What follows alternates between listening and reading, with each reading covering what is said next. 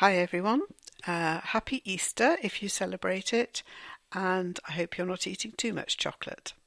Here we go with News Roundup number 242.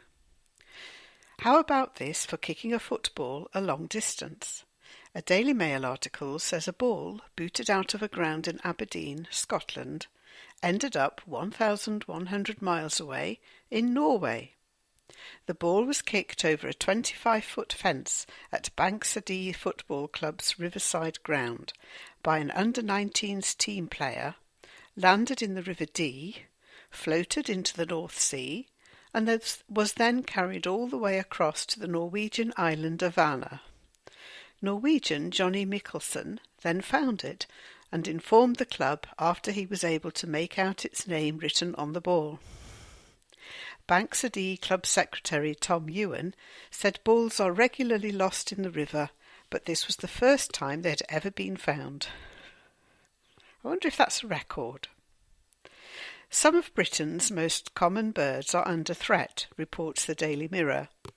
They quote a report by the Royal Society for the Protection of Birds, the British Trust for Ornithology, and the Wildfowl and Wetlands Trust, which claims that more than a quarter of common birds are in decline and in danger of extinction. The curlew, puffin and nightingale have joined the growing list of threatened species, along with the dotterel, whinchat, grey wagtail and merlin. Marine ornithologist Patrick Lindley is quoted as saying, "The curlew is now considered the most pressing bird conservation priority in the UK. And it is only through collaborative working and engagement that there is a chance to reverse this trend so that the evocative call of the curlew can once again be heard across its former range." That's very sad news. If you've never heard a curlew call, have a go on YouTube. I'm sure there'll be one. It's a wonderful sound. Relic hunter Dan Mackay from Stansted Mount Fishett in Essex has told the Daily Express that he wants to reunite the families of over 14,000 World War II servicemen with their dog tags after he found them buried in a field.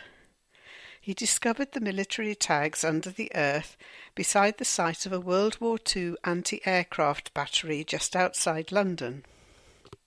Dan says they represent almost every army regiment, including men who stormed the beaches of Normandy.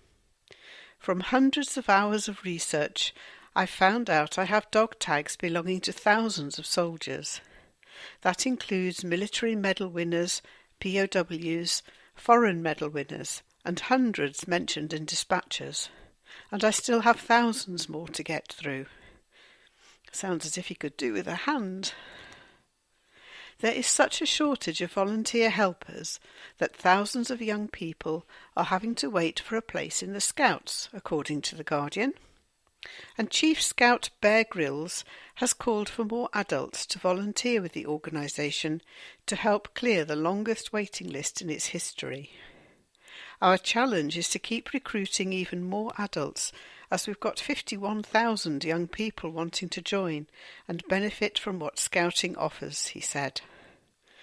I must admit, my son really enjoyed his time in Scouts. Okay, so I hope you enjoyed that, and take care. Bye-bye.